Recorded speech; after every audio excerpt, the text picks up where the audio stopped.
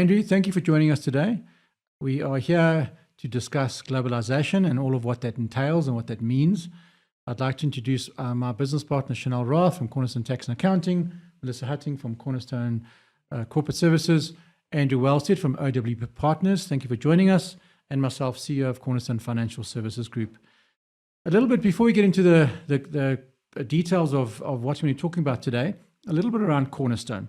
So Cornerstone is a collective of 8 subsidiary businesses, and they all specialize in their own fields. As I said, Chanel does tax, Melissa does corporate structuring, et cetera. I look after the wealth management side. I think where the business has grown and morphed is that we are more than just FSPs and service providers. We're trying to use our collective IP to create solutions that talk to clients' real world needs. And one of the major challenges we're having at the moment is a lot of our clients are immigrating, and we need to be able to understand where they're going to, why they're going, etc. But as much as the subject might lead one to think that we're only talking about clients who are immigrating here today, there are as many clients that are staying, choosing to consciously, deliberately deciding to stay. And there's a lot of opportunities in South Africa. There's a lot of opportunities in Africa. And if you're going to stay, how do you stay, and how do we de-risk what it means to live in South Africa and operate South Africa, be a businessman in South Africa? How do you structure your affairs globally and locally to live in this country, function in this country without taking all the risk in this country? I think that's really a big function of what we're talking about today. Andrew from OWB Partners has been a partner to Cornerstone for some time now, and we love working with him. He's a highly regarded tax practitioner and has significant experience in corporate restructuring and cross-border transactions. He is knowledgeable about the regulatory environment in South Africa, and deals with, and he's completely up to date and deals with all the changes constantly. So he really is one of our specialist partners. Andrew, tell us a little bit about your international structuring and how you guys do some of your businesses with residents, encouraging capital flows back into South Africa, global structuring, et cetera. Yeah, so we very firmly of the view that, particularly if you're remaining in South Africa, for immigrants, there's a completely different discussion. Your strategy and your ownership structure needs to take account of where we are contextually in the world and in the country. And what's very interesting for me is that one of the key drivers behind this conversation is not tax. People always assume it's a tax issue. It's exchange control. Yeah. And this discussion started, the ball started rolling in 2020. Tito Mboweni was the Minister of Finance. He made a very important budget speech, and he said he was going to overhaul the capital flow system, which I understood to mean he's going to relook at exchange control entirely. What happened? That was February 2020. What happened next? We went into lockdown. Yeah, sure. And everybody forgot. Yeah. Oh, we're going to overhaul the capital flow system. We were working away feverishly while we were all locked down. Instead of doing push-ups, which I should have probably done, I was thinking about exchange control. And they've carried through with his promise or his undertaking to some extent. The first important change came in 2021, where the so-called loop structure, and I'll talk a little bit about what that is just now, so-called loop structures were no longer prohibited. That created a really important additional planning opportunity. And then at the end of 2023, they've now created another channel called the trust-to-trust distribution. And I'll get into a bit of detail about that now. Sure. But I think if you want an introductory comment from me on what this all means, I would say the following. Every South African, whether you're staying or going, needs to be planning for their wealth. It's very rare that people say, I'm happy to just keep everything here. I like where things are going, so let's just keep it as it is. If you're immigrating, you've obviously got to get your assets offshore. If you're not, we think you need to de-risk by getting some of your assets offshore. Why is it only happening now? Well, it's complex. It's expensive. It requires professionals from different spheres, yourselves, investment guys, people who design the structure like me. So it's a bit of an undertaking. Okay. But where you start feeling uncomfortable, and I can tell you 2018 to up until the election, people were really, really feeling uncomfortable. There were the Durban riots in between. Yeah. And a lot of those events have made people sit down. It used to be the realms of the super wealthy. People are now saying, look, my nest egg, whether it be 20 million, 40 million, 100 million, that's my nest egg. That's it. I have to look after that. And so on the back of these exchange controls relaxations, which for some people feel a bit counterintuitive, right? There's a pressure to get money offshore, and at the same time, exchange controls are relaxing. Some people say, are you sure? But that's the way it's going. And so what we do, our role in the whole thing is to design structures to accommodate the movement of cash in light of the new rules. Yeah. Thanks for that intro, Andrew. Very informative. I think one of the next questions that so many people are asking is what are the considerations and what's all involved in setting up your global structures? I mean, how do we go about it? What needs to get done? Yeah. So what you'll see, and it also pertained to structuring when we were just structuring in the South African realm more. One of the things people are doing is they're looking to move their assets from their own balance sheet onto another balance sheet. Yeah. And there are a number of structures that do that. A trust, overseas pensions sometimes, That's insurance right. products. Yeah. Number of ways you can do it. Yeah. When we were in the South African context, let's just take an example. South African resident using a South African trust. The outcomes were not as significant because you were moving SA resident. Yeah. It was all local. It's all local. Everyone's subject to the same rules, exchange control, tax, etc. Yeah.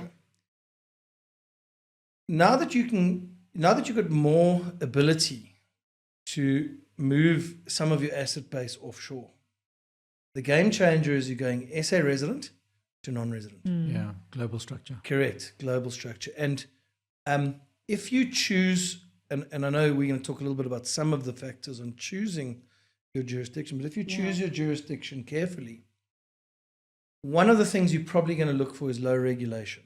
Let's call us high regulation, ex-con, tax, Exactly. you name it. One of the highest regulated countries in the world. I think that's right, yeah. Yes. So you want to go high regulation. You probably don't want to go high regulation to high regulation. You want to go Absolutely. high regulation, low regulation, Yeah. low tax, Safety. as well. Safety. Yeah. And that actually, minor digression, one of the things when people say, why are we doing this? Really feels a bit overwhelming. I always say, if you listed your 5 key criteria that you would regard as important for a place where you want to hold your assets, do that now. I mean, don't do it now because we're chatting, but do it later and write down the 5 key points and see where South Africa scores on those points. Yeah. Like some of them is currency stability. Yeah. Exactly. We probably don't score that great. Political stability. Yeah. Definitely not great. Yeah. So I'm just making mine. Yes. Infrastructure. Yeah. Infrastructure is under pressure. Yeah. So you are going to choose criteria like that to decide where you put your cash. And interestingly, we spoke about people who are staying and people who are immigrating. It's never binary. In families, some people have immigrated and some people have stayed. Yes. Yeah. So if you can put in place structures that can accommodate those who are going overseas and those who are staying, that's also very, very useful. So yes, globalization is happening for a number of reasons. There isn't a one-size-fits-all structure, but one of the key drivers is normally we're trying to get it off our balance sheet. Yeah. A lot can be achieved by moving ownership onto another balance sheet where it can be structured and invested by people such as yourselves. Thanks for that information around sort of structures and getting that right, because that's a key component of the entire globalization process. I think let's introduce the Saab policies and especially what came into effect in January 2021. You mentioned that a bit earlier, January 2020 when COVID hit, etc. But what does this actually mean to the listener around, what is this looping structure and the Saab regulation? What is it all about? Okay. So for a long time, certainly a large proportion of our lives, individuals have been able to take money off. Yes, that's right. Yeah. SDA, the foreign investment allowance. Correct. So 11 million was pretty easy. Yeah. Some people may not have known that you could relatively easily as well get a special approval to take more than 11 million. Reserve Bank clearance, yeah. Exactly. You Yeah. get a Reserve Bank clearance, you could take more. Yeah. So for the longest time, a lot of people said, well, exchange control is not real because it only applies to the top 1%. but it wasn't true. So we've got your individual allocations, and those are still used, by the way. Of course, if you've got money in your name, you still use those. The first change after that important budget speech in 2020 was a change to a loop rule. Now, what is a loop? A loop is an exchange control term, and it refers to a structure where a South African, normally an individual, indirectly owns a South African asset from offshore. Okay. So you own an asset in South Africa, but your ownership goes through a structure that's placed offshore. But money goes out and through a structure offshore and comes back into South Africa. Exactly. Now, that was prohibited for the longest time. Yeah. Even when you took out your 10 million and your SDA 1 million, there was an obligation on you as an individual to make sure that whatever you invested in with that investment allowance did not result in a loop. Yeah. Okay. And if it did, you were in trouble. It wasn't the structure was illegal. Yeah. You personally were in trouble. You were not allowed to do it. Okay. So the first thing they did after the 2020 budget speech was they said, okay, loops are now legitimate. You can use them. Part of the reasoning, a lot of people ask me why. Well, I think it is common cause that there's a lot of South African money offshore. And the idea was to try and get some of that back, reinvested back into legally back into the country. Exactly. Absolutely, yeah. The country, nobody's arguing that the country needs foreign investment, Yeah. and this is a category of foreign investment. Exactly right. South African funds offshore. But it's very powerful because when let's say you're making a new investment and you now know that loops are legal and you got some money offshore, I would always argue that you should own that new investment from offshore. Why? Because your annual profits from that investment will now flow offshore in the form of a dividend because the ownership's offshore. And your equity growth, to the extent there is equity growth, will also be realized offshore. Why? Because the seller one day will be the offshore structure. That's it. So you've got a direct line from your local investment into your foreign structure. Of course, you're going to normally pay lower taxes. Dividends tax commonly drops from 20% down to 5%. Or lower, yeah. Estate duty is often avoided altogether because you're not touching the individual. Got it, yeah. And CGT can sometimes be managed. But I think what's very important here, because people conflate tax and exchange control. Yeah. They're two different things. And tax is important. Okay. That's why we have Chanel. Exactly. But more importantly, or part of your planning, I think, is saying, where do I want my money to end up after tax? It's not only how much tax do I pay, where do I want my money to end up and how easily do I want it to get Your there? legacy transfer. You know? Exactly. Yeah. And our preference for our clients is to use as many channels, so your personal allowances, the loop channel, etc., Yeah.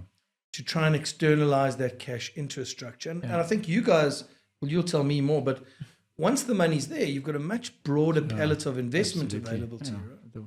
The world opens up. There's in-trust, out-of-trust, tax shelters on platforms, off platforms. There's just so many. It's massive, the menu out there. Yeah.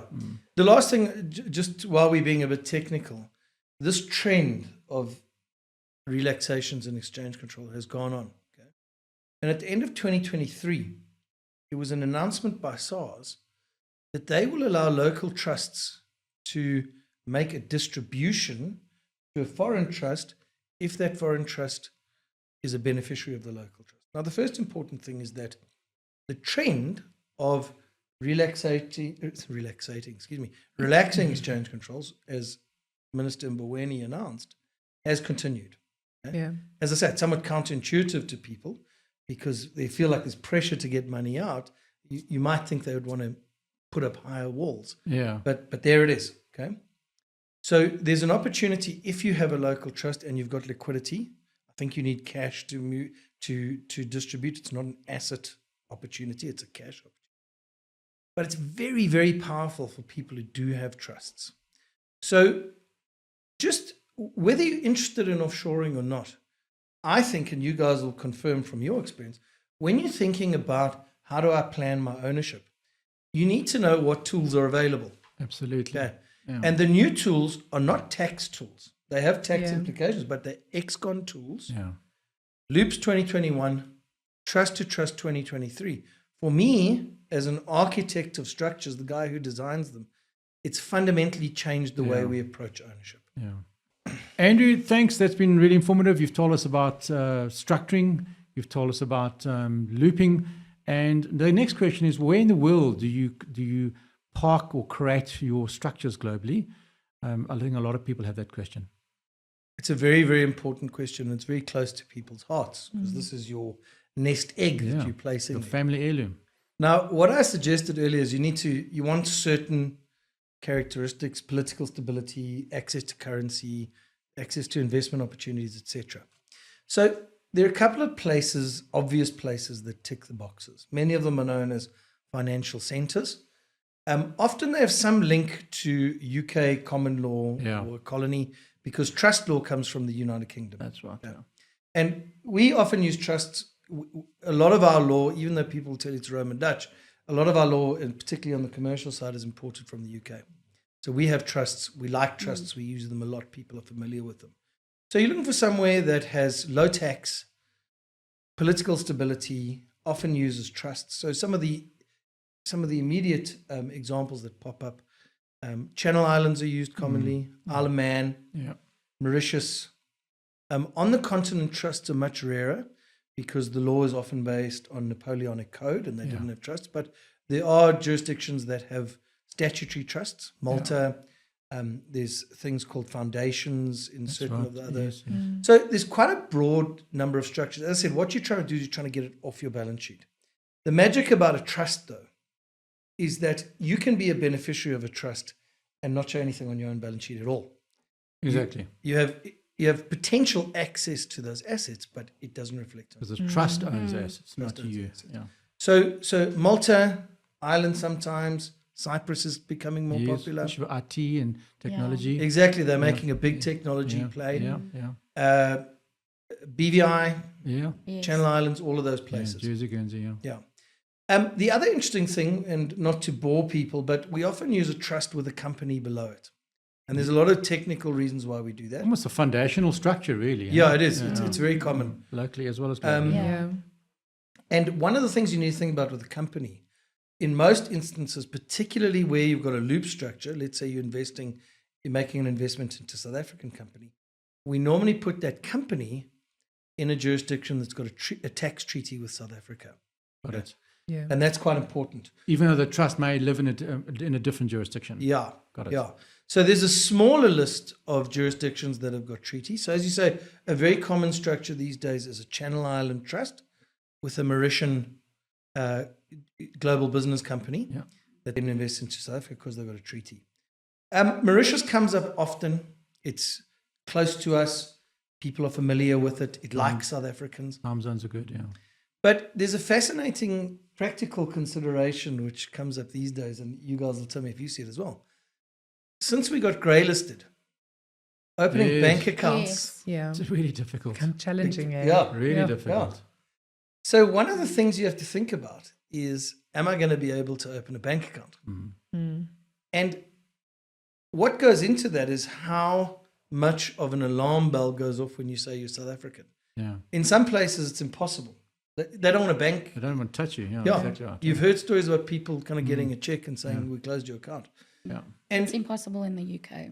Is it? Yeah, very, okay. very difficult, Yeah, I mean, you guys would know better than me, but that is a factor. And we tend to find that Mauritius, well, firstly, some of the local banks are in Mauritius. Yeah. So they're a little more open to South Africans. Yeah. But Mauritius is more open to banking South Africans. Channel Islands, a lot of the South African banks are there, so it's you're able to do it. But it's some of those practical things. So we would say to people, we're agnostic on jurisdiction. Okay? Like the people that you're dealing with, who runs the trusts? They're normally something called a management company. So be familiar with your management company. Yes, Understand what the costs are. We have worked with quite a few of them, Andrew. Do you? Yeah. Okay, Yes. I would imagine so. Do your research on what the regulatory landscape looks like. And also sometimes, where you trade. If you've got customers in Europe and there may be a trading component to the structure, go closer to Europe. If you're in the Far East, Singapore's a part. So there's no one size fits all, but those are some of the factors that can help you choose the jurisdiction. Absolutely. Thanks, Andrew. So obviously now understanding a bit more about where you're going to do it and what to think about when, you want to start implementing these structures. But how do you go about implementing these structures? What, from a compliance perspective, is important? So the first thing is you need to, as I said, it's an exchange control change that brought this all about. So you need to understand what are your exchange control obligations. And there's been a little bit of controversy about this. It hasn't been clear cut for many people. Loop structures need to be reported. They don't need to be approved. And that's an important distinction. So when you do a loop structure, i.e. you take up an interest in a foreign ownership structure that has a South African asset, you have to report that. And there's a format to that reporting. It goes to exchange control. Often when you're looping, because the most common asset that you loop into is companies, because the investment comes from offshore, you have to stamp the share certificates. We call it endorsing share certificates. Endorsed, Now, that is an approval, interestingly enough. So there's this dual thing going on. One, I'm reporting the loop. Two, I've got to get my share certificate endorsed. And that's where if they've got questions, they're going to hold you up on your judgment. The other thing to bear in mind is that the loops need to be, the reporting on the loop needs to be updated annually. So these are not structures where you bury them in your bottom drawer and you don't tell anyone about it. It's active. It's an active structure. You're going to be engaging with the regulator. You can be sure once you've reported, SARS and Saab know, the days of putting money overseas and hoping nobody finds you are gone. 100%. That's certainly my view. You have to set up your structure. You have to report it. When we do a structure for a client, we give them a full tax and regulatory opinion. And we do it in the format of something we call a transaction structuring memorandum. Sometimes it's literally got pictures. Step one, set up your trust. What are the regulatory considerations? And that's so important because a lot of our clients are business people and entrepreneurs, etc. This is a new realm for them, and it's a complex realm. So they're relying on you guys to do the investment. They're relying on me to make the regulatory compliance digestible and easy to do. So we try and do that. The second thing is, so if you've got a new investment, which is the classical type of loop scenario, you must make sure that you've now reported your loop, you've got cash, you're funding it properly, and you're going to make the inward investment.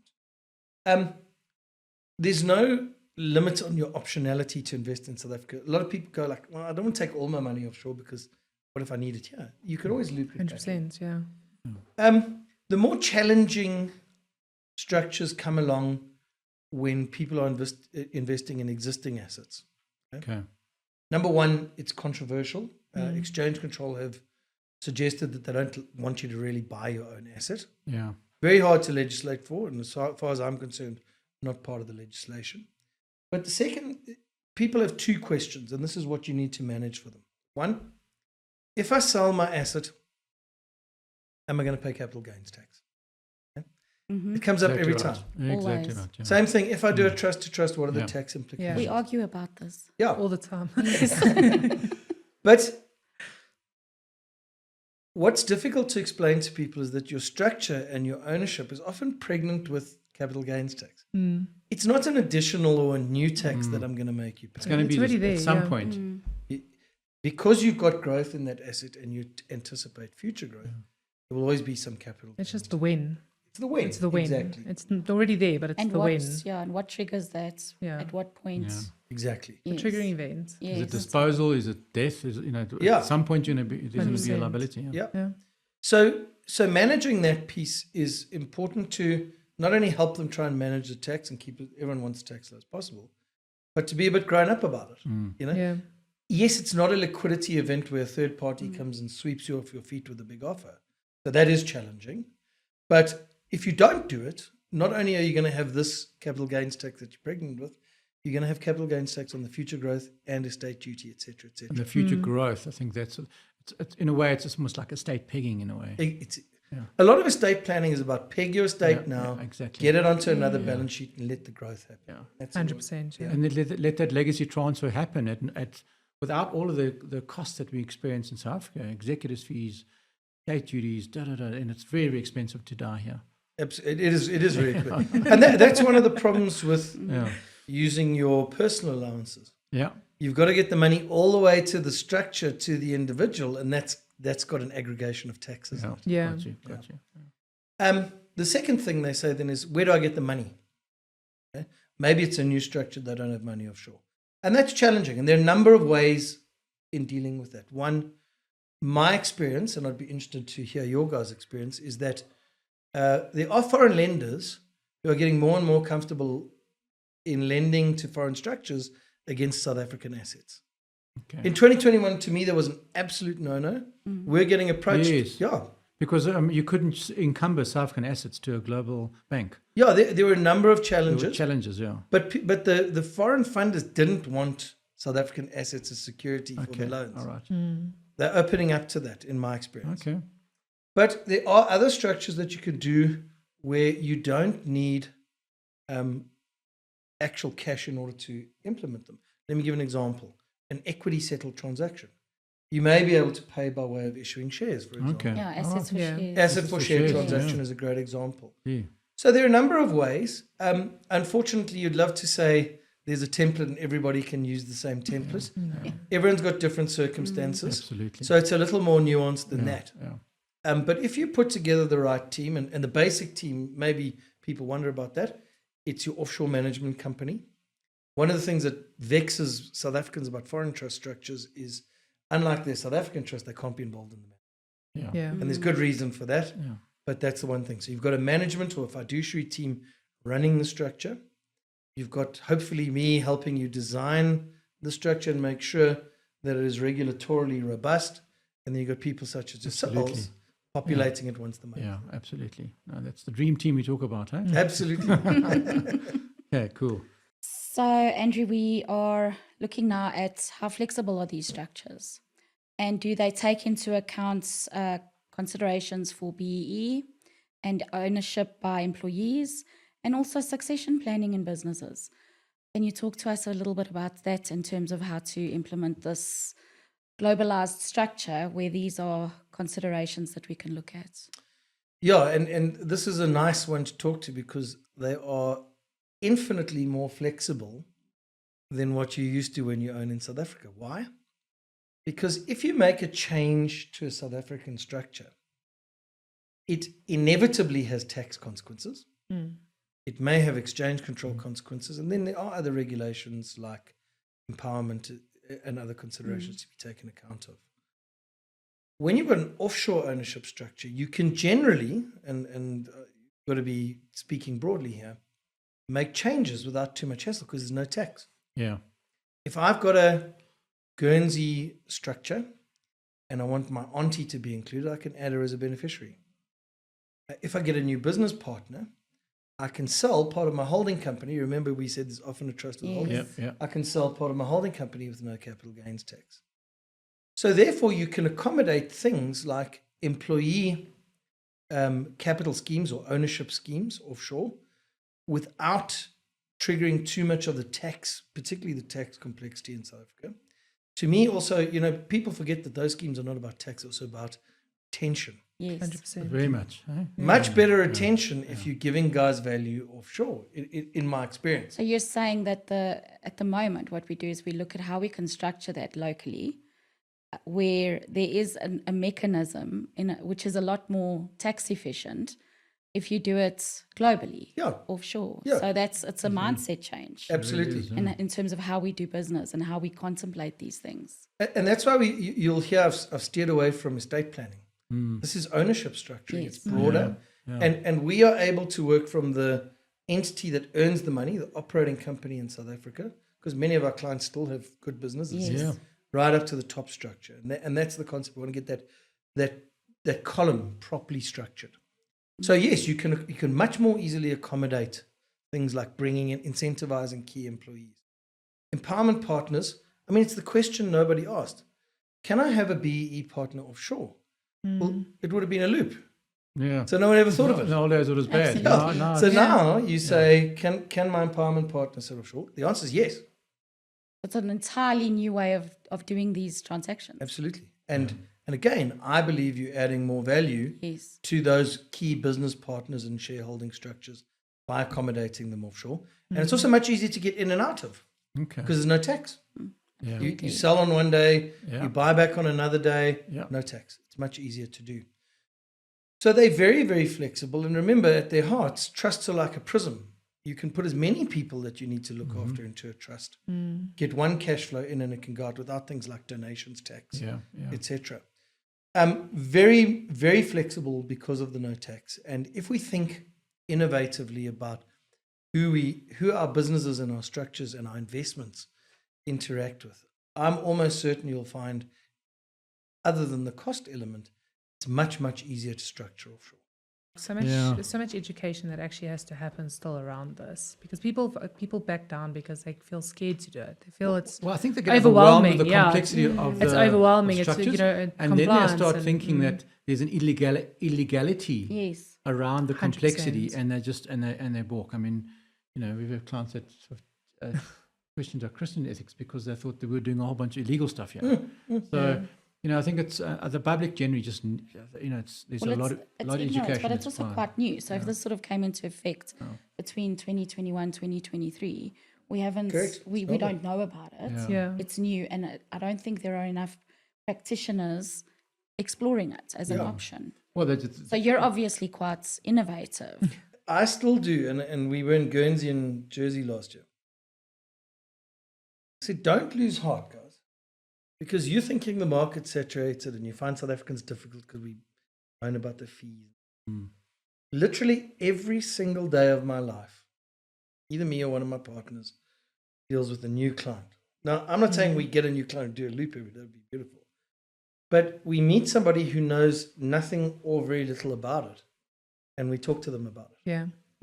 So every day, it's still getting out there. We meet advisors who still don't know. They didn't know. And I'm not picking on them. It's not.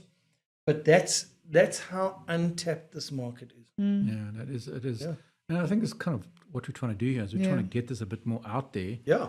Is But I think it's because it feels so overwhelming. It feels so like there's so many moving parts to it. Yeah. Like, you know, because we kind of just think this is the way to do it. There's no other way to do it. And I think when you challenge start is- having that education and that like eye-opening moment, I think that's when, you know, It's like any sort of anything when you have a very strong legal component, very strong tax component, 100%. wealth component. I mean, to Andrew's point, you know, their specialist area is structuring.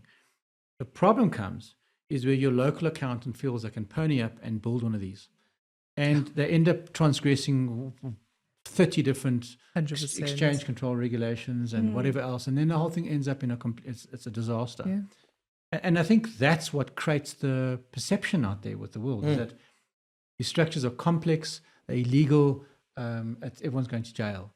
And I think it's that complete naivety. And it's often fed not even by advisors, but by accounting firms and by sort of BE structuring companies, and because everyone's just in the dark. You know, and I think the few attempts that we've had in building these structures with Andrew, one of the biggest challenges is trying to convince the clients that this is a legitimate, legal 100%. way of diversifying. But if I'm in the client's shoes and I'm hearing about this for the first time, You are going to you're looking at it as you're bringing me multiple solutions to problems I didn't even contemplate, and it almost sounds too good to be true. That's right. 100%. You know what I mean? Yeah. Where's So the now, catch? and we are, as a people in this country, we are cynical because we have been lied to so many times. So we're not, when you like, so there is this reticence and this resistance because ignorance is a terrible thing. You don't know enough about a thing, so it scares you. Exactly right. And even though you come with this massive pedigree and your assurances, and you're giving us the Saab and the SARS documentation, we still in our minds, we can't wrap our heads around this. Where's the catch? Yeah. We Because are. if We're it's too good to be waiting true, for it it. usually is, right? That's We're what they waiting say. for it. And I think that's actually how we get around this. It's okay, we also think it's probably too good to be true. But if you go back to when these relaxations came into effect, why they came into effect, that might be the way to sort of understand, explain it. I think the why Yeah. factor. I think if people can just click that factor of, you know, like you were saying, like South Africa needed the money back because everyone was taking money out the country. We have If been. you have been, I mean, they've been doing it for long, and we need the money back in the country. And this was the method to get the money back into the country. If that clicks, I mean, I know for myself, it's like, okay, that makes a lot more sense than just, you're just allowing me to all of a sudden save tax, or you're just allowing me to. No, it's actually their method to get money back into this country, as opposed to you now investing in the UK or wherever else, buying property there. And also, we are so heavily regulated. We are, crazy. specifically in the industries in which we work, we are so used to the red tape. We don't know how to work outside of the red tape. But that is why, and like our prices are high. Somebody said, you know what the pricing is, but we don't. And I say this to people who have worked with some of the bigger law firms. I'm not picking on them, but they give you the bundle of documents. I'm trying to build a relationship, so we open the bank. We exactly the same ethos. I help you open the bank account. I fight with the bank if they take too long. Yeah. When you sign, like I had a guy phone me today and he said he's got some questions about the letter of wish. I said, I'm going to draft it. It's in the pricing. You don't need to send me an email telling me how you'd like to go. I'm going to sort it out. And I'm going to deal with the trustees for you. So they know what's happening, but they don't take the lead. And that takes the complexity out completely. Exactly. Yeah. Because they don't have to read, they must read the documents, Of obviously. course. But we're doing it step by step. We take it from the report. Here's your share certificate. Now we're going to sign the 42s. We give many of them don't care, but we give them a memory stick and a file, got everything on them. And then 12 months later, we phone them. If we haven't heard from them, and we say, listen, by the way, you got to do your report. Yeah. Because it's such a good client thing. Now we're going to hook in them. Well, that's the thing. I mean, we do annual reviews of clients. I mean, you're doing an annual review with the client. An annual review. It's a nice It's exactly what it's about. And if you think about the structure, you've got your sort of global team, you've got yourself that does all the structuring, and then you've got your local team. And if we're all working together and we're singing on the same hymn sheet, these things are not as scary and as overwhelming. Coming back to the price of things, Andrew, price is what you pay, value is what you get. 100%. And I think often people get so stuck. It's like people saying, but my investments are, I mean, it's costly, it's expensive. But what are the returns? They almost lose the sight of the fact that the investment's doing sort of 15, 20% a year. And just because it's costing 3%, now we're all we're losing sight of the end goal. Yes, these structures there's a massive legality. You've got huge amount of IP, so much years of experience, and all your partners. It's a great business you guys offer the public. And it's worthy of a bill. Yeah. But that's what you pay. When you consider the value that you're getting from estate planning, from a wealth accumulation, from having Legacy transfer. transfer, from alternative residency De-risking, program, as de-risking. we spoke about. There's so much value, not just for this generation, but future generations. Probably short-sighted. You But cannot look at that's the this one with problem. short-sighted glasses on. I think that's another challenge, is that the client is looking at the proposal documents and they're looking at that rand value. And then they're thinking, now you've gone into extraordinary detail explaining how you're going to achieve what they want. This is the cost, and it's just too much. Yeah. But what they're not seeing is, this is what it costs now, but where are you going to be in 2 years, 5 years, 10 years, 15 years, 20 years? Exactly. So this is really a drop in the ocean. Yeah. It really 100%. is. And that's the mindset that needs to change. Yeah. And it's all around this education. Well, I mean, this is exactly what we were talking about. Yeah. So what sort of comfort do you get that this is a legal transaction and that what you've implemented is 100% above board? So there are a couple of ways to do that. Number one is, if you're dealing with one person, such as myself, you can get comfort by going to counsel. As you know, we've got a split bar. So it's very easy to get your homework checked by another person. But this sounds a little bit facetious, but it's true. What I say is, clients want to move all their money. They want to pay no tax. They want absolute regulatory robustness, i.e. no risk, and they want low fees. Okay? And a unicorn included. And a unicorn. but we test the structures against those. Okay. So let's just take the trust to trust, because that's the best example. Trust to trust involves a bespoke application. So do you move all your money? Yes. There's no cap. People have moved vast sums of money via the trust. Is there tax? There sometimes is tax, often because there's the money sitting in a South African holding company. It's got to get up to the trust. There's dividends tax. That's right. But again, it's not tax that you're not going to pay one day. It's tax you're already pregnant with. So I didn't make new tax. So we give that a small tick. Is it regulatorily robust? Absolutely. You go to SARS, you can't do it unless they say yes. Yeah.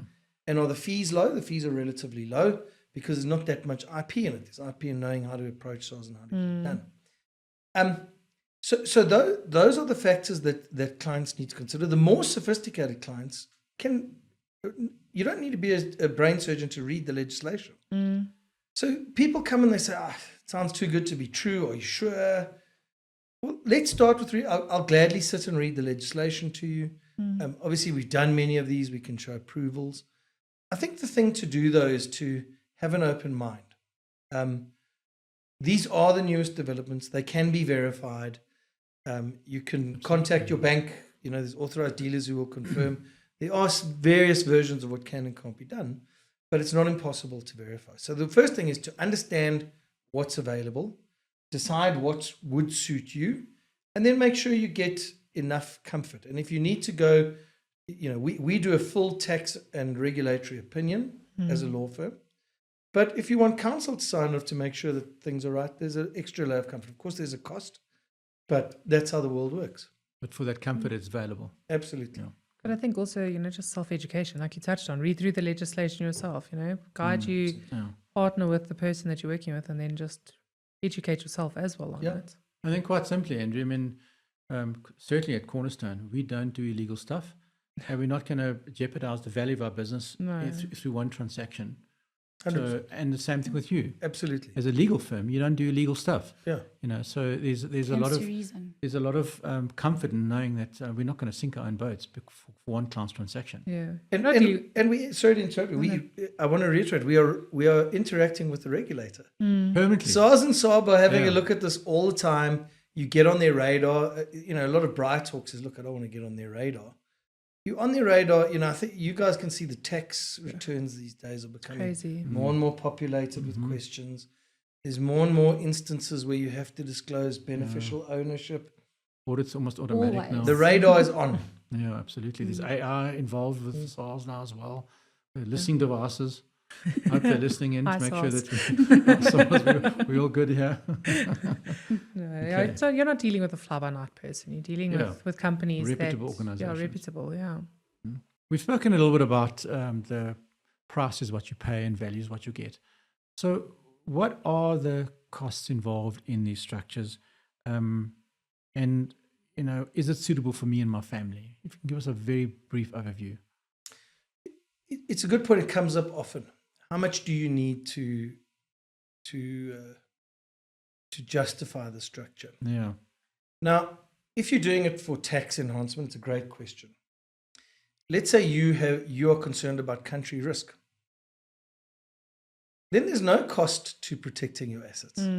So this has become it's become a much more nuanced question. How much do I need to do it? Well, why are you doing it? If you want to make sure that you're completely de-risked from what may happen in the country, then however much you've got makes sense. The traditional answer, though, is about $1 million. The offshore structures cost roughly, if you have a trust with a holding company below it, which is a common structure, somewhere between $10,000 to $14,000 a year. Yeah, and that includes your first year's management fees. And that includes the first year's management fee. Yeah. So that's not cheap.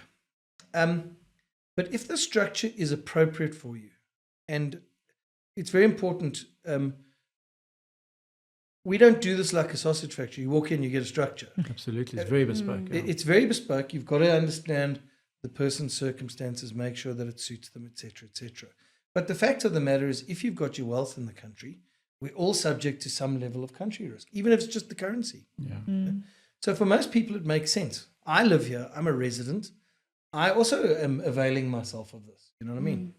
So it makes sense. You're looking at ongoing costs, as I say, of about $10,000 to $14,000 per annum in managing the structure. That depends to some extent on which jurisdiction you go to, and the complexities of the structure as well. Yeah. And you need a team. I already said earlier, you can't be a trustee. You can't manage the structure. You need proper investment advisors offshore. We touched on an interesting discussion at the start of 2025. The world looks crazy to me. So I wouldn't even know where to start on investing any funds that I had. How do I do it? How do I go about it? You need investment advice. There's a cost there. It's not cheap. But what I can tell you, the most expensive thing is that if there is some fallout in the country, And we've got 2 or 3 hot wars happening. Yeah. We've got politicians that are unpredictable. If there is a fallout in the country, that's going to cost you everything. 100%. And we've seen African currencies, which is the share price of a country, devalue dramatically. I mean, in Nigeria, it's just happened recently. Venezuela, we saw the exchange control going from, I don't know, so 50 rand or whatever it was, 50 currency in Venezuela to $200-300. So rapid devaluation of a currency in an African country can happen faster Look what happened in Zimbabwe. than we think. You know, it's like the whole frog in boiling water. It's like going bankrupt. It happens slowly and then suddenly.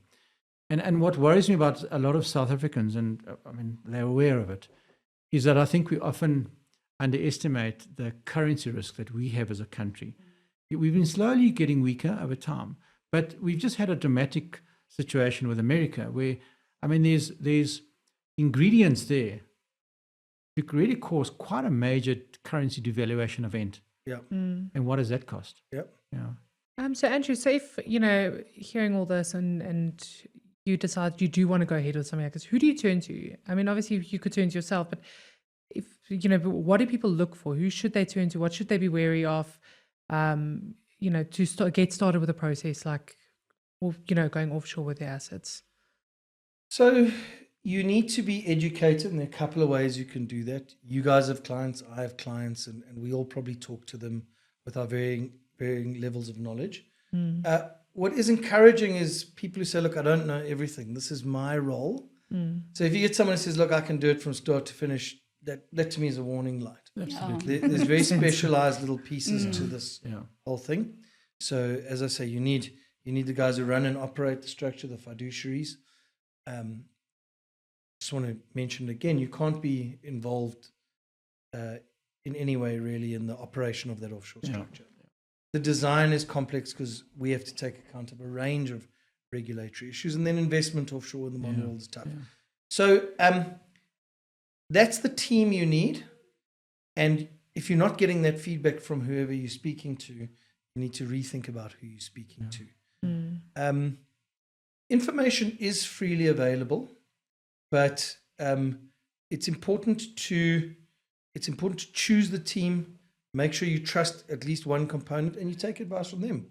I think you said earlier, Paul, you know people overseas who you work with, and you've got that's a great step. You know, you don't want to go out and try and find on the internet your management. No. It's lovely to hear from your local guys.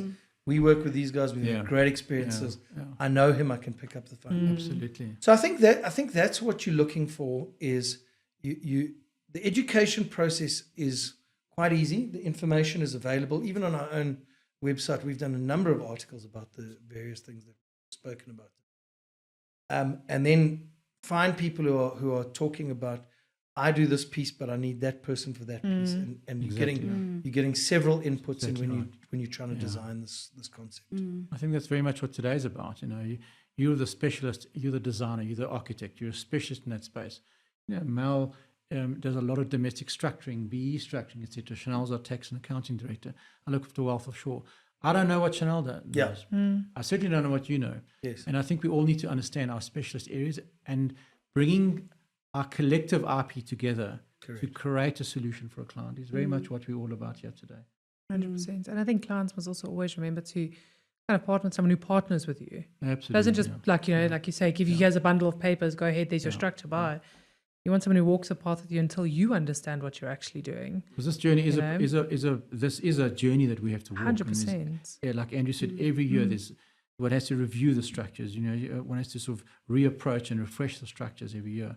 Yeah. And so there's no sort of hit and run involved here at all. No. Very bespoke, very customized, and very relationship driven, very ongoing relationship driven. Has to be.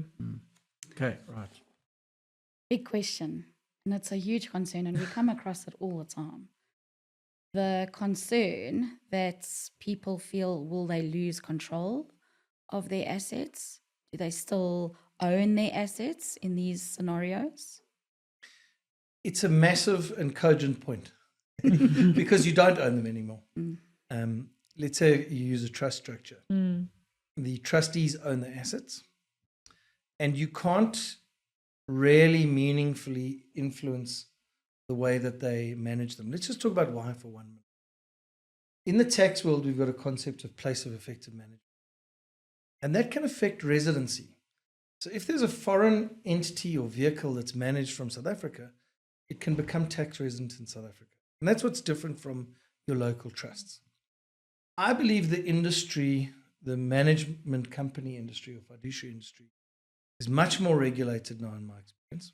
I mean, every single one of the jurisdictions I mentioned have got very strong fiscal authorities that are really cracking down. Because of the cost of compliance, and I say very few complimentary things about compliance, but one of the things about the cost of compliance is the sort of cowboys or fly-by-nights are gone. Yeah, the world's tidied up. Yeah, the industry had to consolidate just to manage the compliance costs. If you were running things on a shoestring, compliance killed you. Yeah, absolutely. So we tend to find bigger companies now. They're an aggregation of a few smaller companies. Really involved regulators. You know, Channel Islands, if you've ever been, they sell themselves on the fact that they are so regulated. Yeah, that's their thing, their USP, if you like. right. So it is tricky. But I can tell you, even in South African trusts, people have probably pushed the envelope with how much they got involved in the management. And I'm starting to see SARS. I don't know if you've the alter ego aspect. Exactly, the alter ego. I've had more than one instance where SARS has written to a client and said, you know that distribution or that loan, can we see the documents underpinning it? Yeah, the 100%. resolutions passed. Yeah. What happened? 100%. Is this really a separate entity, or was this kind of you? So- Acting thus. Yeah. Yeah. So we've probably been a little lax on our local administration. And if we tied it up now, you know, there's a lot more emphasis on independent trustees. Yes, absolutely. And because of the UBO reporting, That's right, yeah. what I'm saying is our local trusts are going to become more like foreign trusts. Yes. And it isn't your alter ego. And that is not a right, bad yeah. thing. Yeah. And is there a chance you may not get your cash if you send them a letter demanding the cash? There is. But it's so rare. They're not there to, undermine you. Yeah. Or you funded the structure.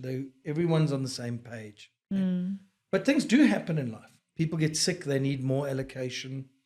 You know, people get distracted by things they shouldn't get distracted by. And in that case, you will get, some interrogation of what you want to do with the money.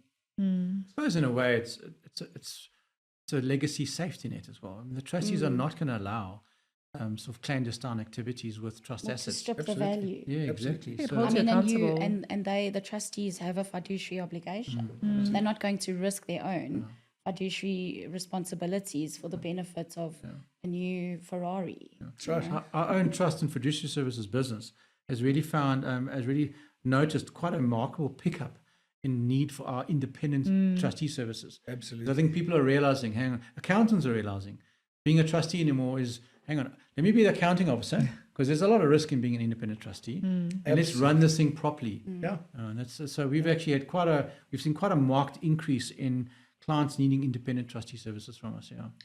That said, there are things you can do. So it's not all bad news.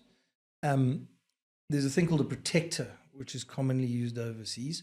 And in the simplest version of a protector, he can hire and fire the trustees. Okay. So if you get belligerent trustees, you can go to the protector and say, look what happened, and he can fire them. Yeah. So, okay, thanks very much. We want you to resign. So a protector is an important role. Many South Africans have got family members overseas. Exactly. Yeah. They can get involved in the management if it Yes. doesn't create problems in the jurisdiction they are.